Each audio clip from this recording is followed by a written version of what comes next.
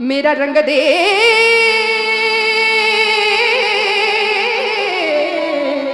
मेरा रंग दे बसंती चोला माए रंग दे मेरा रंग दे बसंती चोला माए रंग दे मेरा रंग दे मेरा रंग दे रंग दे रंग दे बसंती चोला माए रंग दे मेरा रंग दे मेरा रंग दे मेरा रंग दे मेरा रंग दे मेरा रंग दे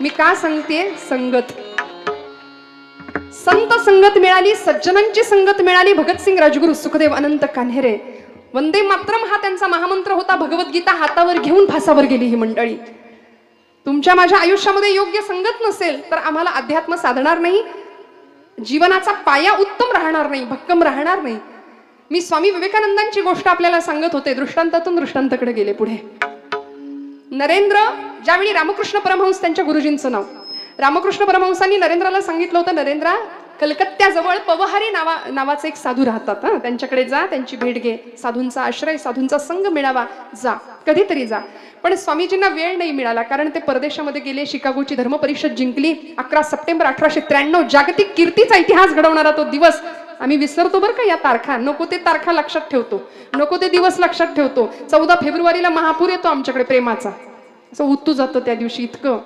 मदर डे फादर डे रोज आई वडिलांचे स्मरण अंतःकरणात ठेवायला काय बिघडतो कशासाठी वेगळे दिवस पाहिजेत आणि अशा संतांचं दर्शन घ्यायला स्वामीजींनी पाठवलं बरं का नरेंद्रांना नरेंद्र गेले शिकागोची धर्म परिषद जिंकली ट्रेनच्या ट्रेन भरून तिकडं व्याख्यानाला माणसं असायची त्यांच्या जागतिक कीर्तीचा असा महापुरुष विभूती महत्व होतं पुन्हा भारतात आले लोकांनी विचारलं होतं की तुम्ही भारत माता सोडून गेलात तिथला झगमगाट पाहिलात तिथला ऐशोआराम अनुभवलात आता कसं वाटतंय आपल्या गरीब भारत देशात आल्यानंतर सगळं लुटून नेलं होतं ना इंग्रजांनी गरीब कंगाल देश करून सोडला होता स्वामीजी म्हणले मी इथून जाण्यापूर्वी मला भारत देश प्रिय होता इथे आल्यानंतर इथल्या धुळीचा कण कण मला स्वर्गासमान आहे इथल्या धुळीचा कण कण मला स्वर्गापेक्षा श्रेष्ठ आहे इतकं प्रेम देशमातेवर करावं आणि या नरेंद्रांना आठवलं एक दिवस की खरंच आपल्या गुरुजींनी आपल्याला सांगितलं होतं की कलकत्त्याला एका साधूंच्या आश्रमात जायचंय ते गेले वेळ काढून गेले पवहारी बाबा असं त्यांचं नाव होतं पवन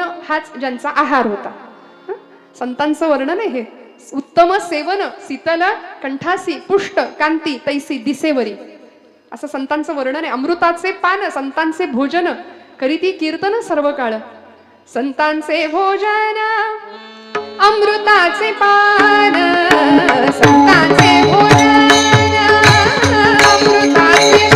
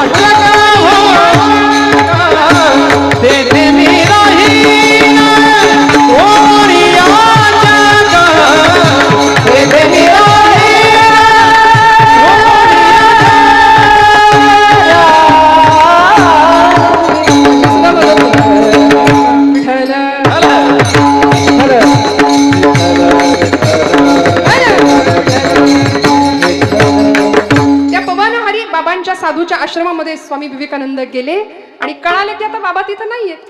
त्यांनी देहत्याग केला, समाधी घेतली. मग त्या आश्रमातला एक शिष्य त्यांचा तो आश्रम फिरून दाखवत होता स्वामीजींना, नरेंद्रांना. आणि फिरता फिरता तो सांगत होता की इथे आमच्या बाबांची ही पर्णकुटी, इथे ते ध्यानाला बसायचे, इथे आम्ही ज्ञानार्जनाला बसायचो, ही त्यांची ध्यानाची जागा.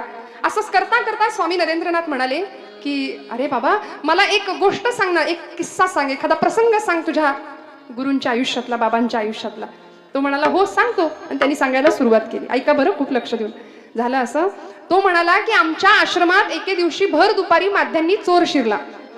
दुपारच्या वेळी चोर आला आणि तो चोर थेट जिथं पवनहारी बाबा झोपले होते की नाही त्या कुटीतच शिरला. आता साधूच्या कुटीत त्याला काय मिळणार, पण त्याने जे काही सामान होतं थोडंफार ते सगळं भरलं, एका पोत्यात आणि निघाला. जाता जाता त्याचा पाय साधूंच्या पायाला लागला आणि त्याचा पाय लागल्याबरोबर ताडकन पवनहारी बाबा उठून बसले. आता पुष्ट कांती अशी बघितल्या बघितल्या याला घाम फुटला. पोतं तिथंच टाकलं आणि धूम ठोकली जंगलाच्या दिशेने, अंधाराच्या दिशेने. पवनहारी बाबांनी ते पोतं उचललं आणि त्याच्या मागे धावत सुटले. तो चोर मागे वळून बघतोय, म्हणाले धावताय तिथपर्यंत ठीक आहे, पोतं घेऊन का धावतायत, मी तर ते टाकलंय तिथे. आणि एका क्षणाला पवनहारी बाबांनी त्याला असं पकडलं, अंगावरच्या उपवस्त्रांनी त्याच्या कपाळावरचा घाम पुसला आणि म्हणाले किती थकलास राजा, किती श्रमलास, किती दमलास. तो म्हणला अहो मी चोर आहे. मी विचारलं का तुला तू कोण आहे, मला काही घेणं देणं नाही म्हणाले त्याच्याशी. हे तुझं हे सामान तू न्यायला आला होतास का नाही, हे तुला द्यायला आलोय म्हणले. तो म्हणतो अहो मी चोर आहे महाराज. असू दे राजा. स्वामी विवेकानंद ती गोष्ट ऐकतायत त्या शिष्याकडून. स्वामीजी त्याला म्हणाले काय झालं रे, त्या चोराचं पुढं काय झालं. तो शिष्य म्हणाला तो चोर तुमच्या समोर उभा आहे, आपणा सारिखे करीती तात्काळ नाही काळ वेळ तया लागे. तो चोर म्हणले काय तुमच्या समोर उभा आहे. अशी संतांची संगत तुमचं माझं जीवन परिवर्तन करू, लोह परिसाची नस आहे उपमा. असा महिमा आहे संतांच्या संगतीचा. सत्संगत्वे निसंगत्वम, निसंगत्वे निर्मोहित्वम, निर्मोहित्वे निश्चलत्वम, निश्चलत्वे जीवन मुक्ती. जीवन मुक्त स्थितीला नेण्याचं काम संत संगत करते, नामस्मरण करतं. महाराज म्हणाले वाऊगाची भ्रम नको देवा, आम्ही भ्रमिष्ठासारखे वागतोय, गोंधळल्यासारखे वागतोय माहितीये संतांना, म्हणून म्हणतात हा भ्रम बाजूला कर आणि मोकळ्या मनाने मला भजन करायला शिकव. हाताने टाळी वाजवा, मुखाने नाम घ्या, गोड भजन करा. महिला वर्ग अजिबात संकोच नाही करायचा. रंग रंग पांडुरंग रंग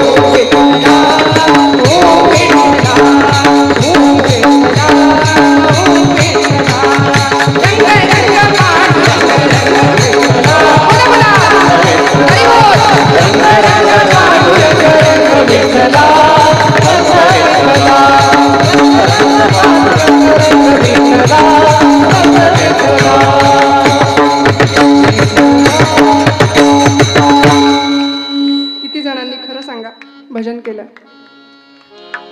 हात वर करताय अगदी प्रामाणिकपणे महिला वर्ग. नाहीतर 11:30 वाजले तरी अजून विठोबा रखुमाई नाही. आणि पुंडलिक वरधारी विठ्ठल श्री ज्ञानदेव तुकाराम पंढरीनाथ महाराज की आम्ही सगळं म्हणायचं, तुम्ही नुसतं हे असं नाही बरं का. भगवंताला लबाड भक्ती सुद्धा कळते. नाथांचं मागणं असं उदात्त आहे आणि आम्हाला सुद्धा वस्तुपाठ दाखवणार आहे बरं का. काय मागायचं, नामस्मरण मागितला, संतसंग मागितला, भ्रम नको. कारण हे जगच भासमान आहे. ब्रह्म सत्यं जगन मिथ्या, जीवो ब्रह्मैव नापरः आचार्य शंकराचार्य म्हणतात. त्यामुळे या मायाधीन असलेल्या जगामध्ये मला सावध ठेव, जाग ठेव. मंथोनी नवनीता तैसे घ्यानंत आवा, या व्यर्थ कथा सांडी मार्ग माऊली म्हणते की नाही.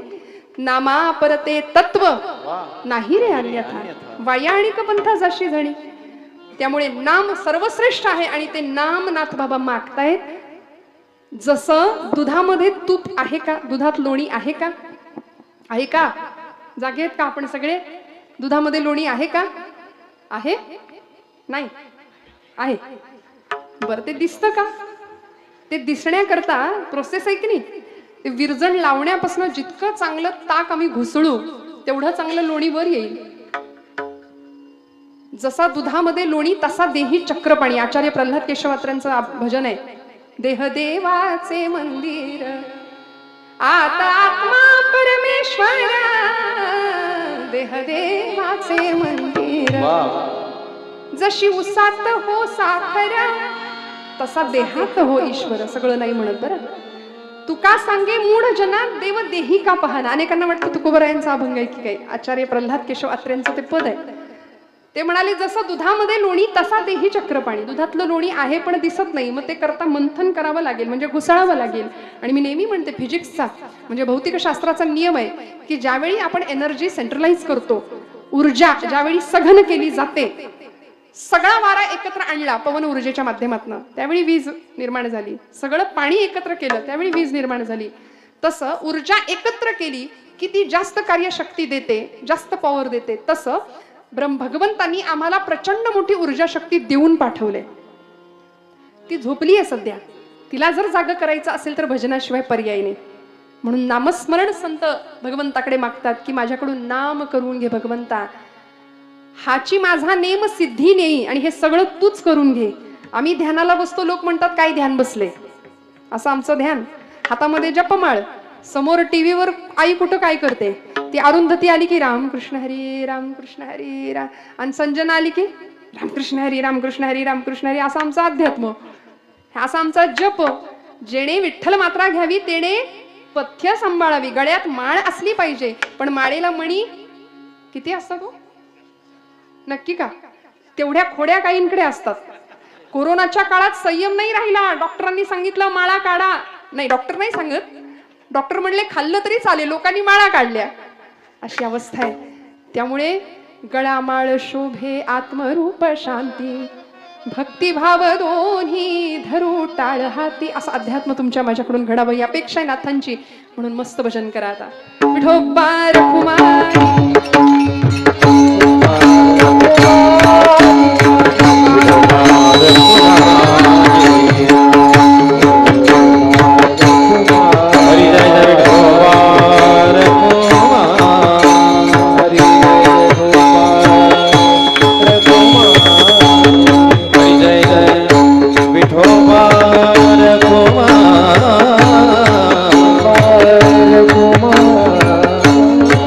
जय जय विठोबा.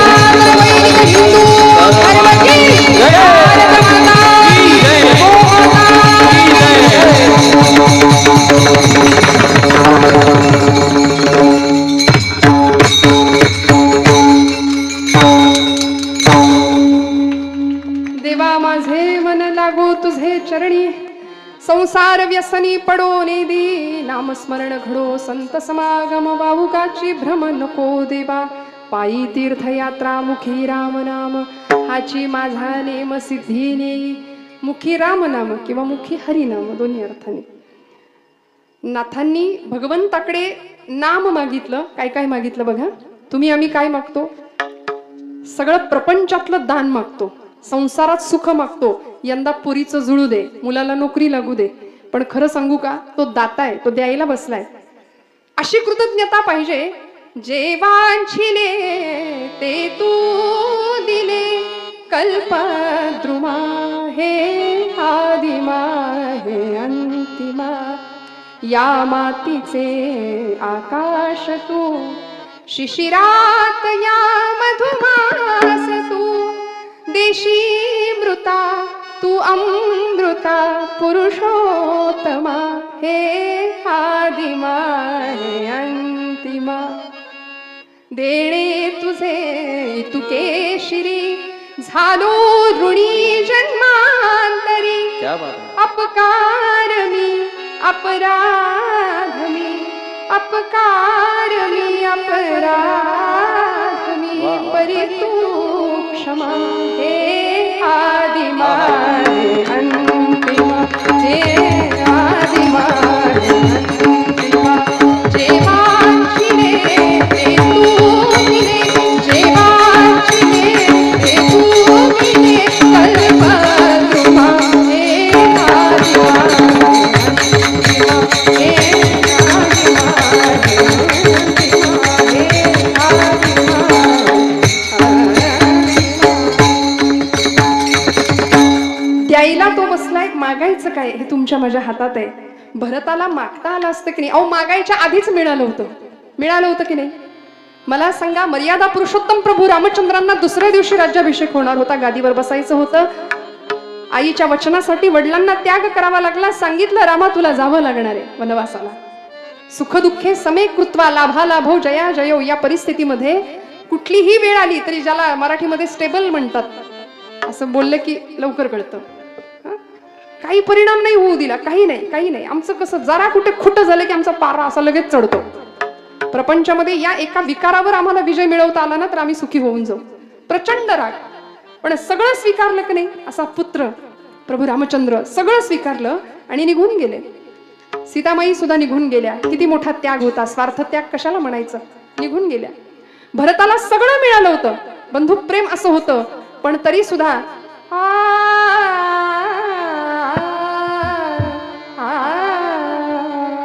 काय मागितलं. गेले की नाही. मागे मागे मागे सुमंतांना पाठवलं. आधी भरद्वाज ऋषींच्या आश्रमामध्ये प्रभू थांबले होते. तिथून पुढे भगवंत निघून गेले. जिथं बसले होते त्या जागेवर असा हात कुरवाळत होते आणि आसव ढळत होते. भरद्वाज ऋषी म्हणाले, भरता, आजपर्यंतची जी पुण्याई साठली त्या पुण्याईचं फळ म्हणून प्रभू रामचंद्राचं दर्शन मला झालं, आणि रामांच्या दर्शनाची पुण्याई जी साठली त्याचं फळ म्हणून तुझ्यासारख्या भक्ताचं दर्शन मला झालं. भरता, किती श्रेष्ठ आहेस तू, किती श्रेष्ठ आहे. काय मागितलं? नाथांनी चरण सेवा मागितली, चरणाजवळ मन. भरतांनी तेच मागितलं.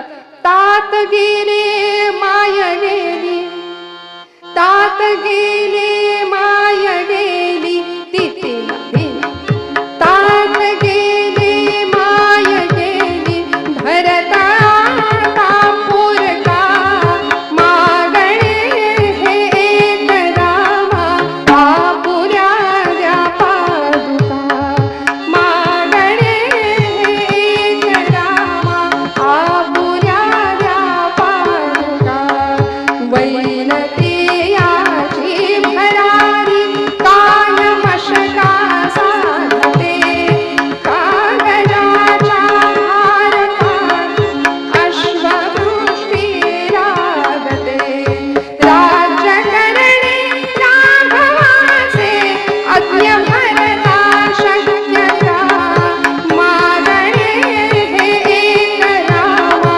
आपुऱ्या द्या पादुका. काय मागितलं? चरण सेवा मागितली, पादुका मागितल्या. आयुष्यभर त्या पादुकांची सेवा केली. स्वतः संन्यस्त वृत्तीने जीवन जगले. जमेल का असं आम्हाला? आम्ही मात्र कधी एकदा, सध्या सगळ्या जगाची भूक काय मला सांगा. सध्या सगळ्या जगाची भूक काय आहे? सत्ता, संपत्ती, ऐशोआराम, आधुनिक सुखाच्या साधनांनी वखवक वखवक वाढवली आहे. घरामध्ये सगळं आहे, सगळं घर भरलंय फर्निचरनी, माणसांना बसायला जागा नाही एवढं भरलंय. सगळं सेट आहे, sofa set, dining set, kitchen set, माणूस कायम अपसेट, कायम असमाधान, समाधानच नाही. सगळ्या सुखाचे अलंकार जर अंगावर उपभोगायचे असतील तर संतांनी नामाला महत्व दिलं, संत संघाला महत्व दिलं. म्हणून नाथ बाबा नामस्मरण मागतात, संत संघ मागतात, तीर्थयात्रा मागतात. सगळ्या संतांनी तीर्थयात्रा केली, नामदेवांनी तीर्थयात्रा केली. 5व्या वर्षी अलौकिक सिद्धी मिळालेले संत श्रेष्ठ नामदेव काय सांगतात, माझा पांडुरंग राऊळातच आहे, माझा देव इथेच आहे विटेवर. का हो? अशी अलौकिक सिद्धी मिळाली होती की ज्यावेळी गोणाई माता सांगते नाम्या आज पांडुरंगाला नैवेद्य तू दे, त्यावेळी 5 वर्षाचे नामदेव येतात, पांडुरंगासमोर नैवेद्य ठेवतात, म्हणतात करा सुरुवात, करा सुरुवात. एवढ्या अर्जवानी देव जेवेल का हो? जेवेल का? तुमच्या माझ्याकडून जेवतो का देव? आम्ही नैवेद्य ठेवतो, लगेच काढून घेतो, खाल्लं बिल्लं तर करायचं काय त्यांनी? केवढी भीती आम्हाला. आणि तो आपला नैवेद्य खात नाही याच्यातच तो आपली आब राखू नये, लक्षात ठेवा. तर त्यांनी जर खायला सुरुवात केलं, नामदेव महाराज म्हणले देवा का रे, मी एवढा एवढासा पोर आलोय आज, माझे बाबा रोज येतात म्हणून काही चवण्या डवण्या लावलेस की काय, जेव बऱ्या बोलानी, तरी सुद्धा हालायला तयार नाही देव. मग आई आपल्याला कसं करते घरी, आता बऱ्या बोलानं जेव, नाही तर चुलीतलं जळकं लाकूड आणून सडकीन म्हणला, तरी सुद्धा देव जेवायला तयार नाही. आणि एक क्षण असा आला, नामदेव महाराज म्हणले पांडुरंगा 5 वर्षाचं वय आहे बरं, म्हणाले पांडुरंगा आता जर जेवला नाही ना तर बाबा येतील, मला विचारतील नाम्या देव जेवला का? देव जेवल्याशिवाय तू जेवायचं नाही असं मला सांगितलंय. मग मला विचारतील देव जेवला का? मग त्यांच्या हातून मार खाण्यापेक्षा पांडुरंगा तू जर बऱ्या बोलानी जेवणार नसशील तर इथं या पायरीवर डोकं आपटून जीव देतो म्हणले. आणि ठाडकन डोकं आपटणार पायरीवर. एवढ्यात डोक्याखाली मऊसर हात लागला, डोक्याला लागलं नाही आणि गाभाऱ्यातनं आवाज आला, नाम्या नाम्या अरे वेडा की काय तू, दगडाचा देव कधी जेवतो का रे? नामदेव हुशार महाराज. महाराज म्हणाले पांडुरंगा दगडाचा देव कधी बोलतो का रे? बोललास चल. चाटून पुसून ताट स्वच्छ करायला लावलं पांडुरंगाला. सगळं ताट स्वच्छ करून आले, घरी आले आणि गोणाई मातेनं बघितलं रिकामं ताट, म्हणली कारट्या धीर नाही धरवला, सगळं संपवलं, भूक लागली करतो. आई अगं मी नाही संपवलं. मग कुणी संपवलं? अगं ज्याच्यासाठी दिलं होतं त्यांनी संपवलं म्हटले. कुणी संपवलं? पांडुरंगानी. देव जेवला? हो आई देव जेवला. कुणी बघितलं? कुणी कशाला बघायला पाहिजे आई? नाम्या खोटं बोलू नको, देव कसा जेवेल? अगं आई खोटं कसं बोलायचं हेच माहिती नाही ग मला. आम्हाला वेळ लागतो का खोटं बोलायला आमच्या पोरांना? कारण आम्हीच त्यांना शिकवतो, ही वस्तू तुला दिली आहे, ही दुसऱ्या कुणालाही द्यायची नाही. मग ते पोरग कळायला लागल्यापासून हे सगळं माझं आहे असे आम्ही बांधावर उभे राहतो. आलेल्या पाहुण्यांना सांगतो ते झाड ते डोंगर दिसतंय का, तिथपर्यंत सगळं माझं आहे. ती धरणी माता हसते आपल्यावरती, म्हणते याचा पंजा सुद्धा हेच म्हणायचा, याचा आजा सुद्धा हेच म्हणायचा, हा सुद्धा हेच म्हणतोय. म्हणून भूमीपती नाही भूमिपुत्र असावं आम्ही, लक्ष्मीपती नाही लक्ष्मीपुत्र होण्याच्या प्रयत्नात असावं. भगवंताची कृपा झाल्याशिवाय राहणार नाही. गोणाई माता विचारते नाम्या खरं सांग कोण जेवलं, खरं सांग कोणी बघितला देव जेवलेला, खोटं बोलायला लागलास? नामदेव महाराज म्हणतात आई आई खोटं कशाला बोलू, या डोळ्यानी मी ग पाहिला, या डोळ्यानी मी ग पाहिला, देव जेवला ग देव जेवला, देव जेवला ग देव जेवला, देव जेवला ग देव जेवला, देव जेवला देव जेवला, देव जेवला देव जेवला, देव जेवला, देव जेवला नाही. ओ रब्बली ग त्यानं खीर, तोंडी लाविली कोशिंबीर, भुरका साराचा, बघा याला म्हणायचं साथ, भुरका आमटीचा मारियला ग देव जेवला ग देव जेवला, देव जेवला आई देव जेवला म्हणून सांगितलं. भगवंतासाठी सगळं सर्वस्व नामदेवांसाठी पांडुरंग होता. भगवंतांनी सांगितलं नाम्यानी बोलवलं की येणार, त्याच्याबरोबर खेळणार, त्याच्यासोबत जेवणार, त्याच्या कीर्तनात नाचणार सुद्धा. त्यामुळे तिथे पांडुरंग हाच परमात्मा, पंढरपुरातच पांडुरंग आहे या भावनेत असलेले नामदेव महाराज ज्यावेळी ज्ञानदेव सांगतात नाम्या अरे पंढरपुरात राहून भागायचं नाही, बाहेर पडावं लागेल. शिंप्याच्या जातकुळी जन्माला आलास म्हणून काय झालं, सगळ्या जगाला कळू दे नामदेव नावाचा शिंपी अवघा देश शिवायला निघालाय प्रेमाच्या धाग्यानी आणि भक्ती नावाच्या सुईनी. अवघा प्रांत जोडला, घुमांपर्यंत पोहोचले, पंजाब प्रांतापर्यंत. एकही राष्ट्र, एकही राज्य असं नाहीये की जिथे नामदेवांच्या खुणा नाहीयेत. आज सगळीकडे पोहोचले. ज्ञानदेवांनी तीर्थयात्रा केली, नाथांनी तीर्थयात्रा केली, तुकोबांनी तीर्थयात्रा केली, अनेक संतांनी तीर्थयात्रा केली. पायी तीर्थयात्रा, मुखी हरिनाव, हाची माझा नेम सिद्धी नेई. आणि शेवटच्या चरणामध्ये नाथ बाबांना पांडुरंग विचारतात, भगवंता नाथा काय हवंय, अजून अजून काय हवंय, मागा अजून काय हवंय. काही मागणे नाही नाही देवा, आणि मागणे नाही नाही देवा,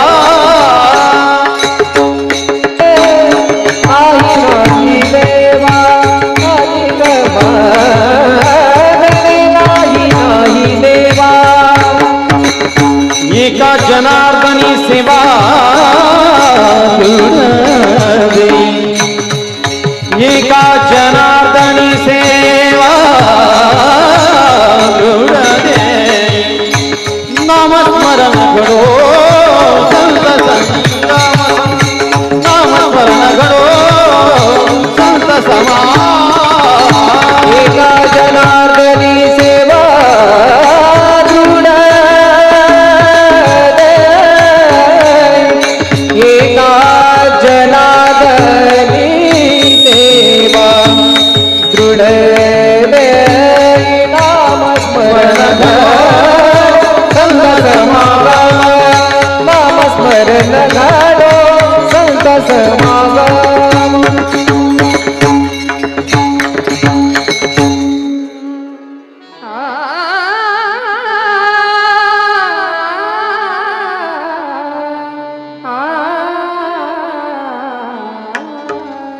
आणिक मागणे नाही नाही देवा, एका जनार्दनी सेवा दृढ देई. नामस्मरण घडो संत समागम. आणिक मागणे नाही नाही देवा. आम्हाला कुठेतरी थांबावं असं वाटतच नाही. आम्ही अखंड धावत राहतो. नाथ बाबा म्हणले, भास देवा खूप दिलस, मी खूप मागितलं, मागणं काय, तुझी चरण सेवा, भ्रम नको, संत समागम दे, नामस्मरण घडू दे, पायी तीर्थयात्रा दे, आणि हे सगळं तू करून घे. असे हुशार संत होते. हाची माझा नेम सिद्धी नाही, तूच करून घ्यायचं, कारण करता करविता तू आहे. ते करते पण माझ्याकडे आलं की मला दुःख होईल. आमच्या अहंकाराला कारण काय असेल तर आमचं करते पण असतं. म्हणून श्रोते हो, सगळं करते पण भगवंताकडे सोपवावं. मी करता ऐसे म्हणसी तरी तू दुःखी होशी, श्रीराम करता म्हणता पावसी यश कीर्ती प्रताप. आणि हे सगळं मिळायचं असेल तर सगळं सोपवावं भगवंताकडं. सख्य भाव, दास्य भाव, अनेक भावांनी त्याची भक्ती करता यावी. उत्तम मागणं भगवंताकडं मागावं. आणि ते मागणं मागत असताना निष्काम भाव असावा. नाथांचा तो भाव होता. भगवंतांनी नाथांना भरभरून दिलं. प्रपंचही उत्तम झाला नाथांचा, परमार्थही उत्तम झाला. तुमच्याही प्रपंचामध्ये, आमच्याही, आपल्या सगळ्यांच्या प्रपंचामध्ये, परमार्थामध्ये भगवंत असावा, या एकाच भावनेने आजची सेवा भगवंत चरणावर रुजू करते. बोलत असताना काही वेडवाकडं गेला असेल तर मोठ्या अंतःकरणाने क्षमा करा श्रोते हो. आपण सगळे गुणीजन आहात. माझ्यापेक्षा वय, ज्ञान, अनुभव या सर्व बाबतीत आपण श्रेष्ठ आहात. जे जगा धाकुटे होई जे ते जवळीक माझी माऊली म्हणते, त्यानुसार मला कायम धाकटं व्हायलाच आवडेल. आपल्या सगळ्यांचे आशीर्वाद मी पुन्हा पुन्हा मागते. इतकं सुंदर आयोजन, इतकं सुंदर संयोजन विकासदादांचं आहे. ध्वनी व्यवस्था उत्तम आहे. वादक गायक मंडळी, महाराष्ट्रातले अत्यंत नामवंत लोक इथे आलेत, आपली सेवा देत आहेत. सर्व टाळकरी मंडळी, सर्व गुणीजन, आपण सर्व पंचक्रोशीतले श्रोतृवर्ग, मनापासून सगळ्यांच्या चरणी हृदयस्थ परमात्म्याला वंदन करते. एकच सांगेन, आपण जगाकडे पाहतो, आपले डोळे सुंदर असतील तर जग आपल्याला सुंदर दिसेल. पण आपली जीभ गोड असेल, आपले डोळे सुंदर असतील तर जग आपल्यावर प्रेम करेल. आपण जगाच्या प्रेमात पडू. पण आपली जीभ गोड असेल तर सगळं जग फक्त आपल्यावर प्रेम करेल, फक्त आपल्यावर प्रेम करेल. त्यामुळे बोलू ऐसे बोल जेणे बोले विठ्ठल डोले. आमचं बोलणं असं असावं की दुसऱ्याच्या हृदयातला विठ्ठल डोललाच पाहिजे. कशाला कुणाला दुखवायचं? ईर्ष्या, द्वेष, मत्सर, मद या सगळ्या विकारांपासून दूर ठेवूया स्वतःला. तेव्हाच तुका म्हणे देह भरिला विठ्ठले, काम क्रोधे केले घर रीते. हे घर भाडेकरूंनी भरलंय, त्यांना बाजूला करायचं, हाकलून द्यायचं, आणि मग घरामध्ये भगवंत राहायला येईल, विठ्ठल राहायला येईल. असं मागणं दिव्य भगवंताकडे या उद्देशाने मागूया. पुन्हा एकदा सगळ्यांच्या चरणी वंदन करते. झालेली सेवा पांडुरंग चरणावर अर्पण करते आणि कीर्तनाला, सेवेला विराम देते. ज्ञानेश्वर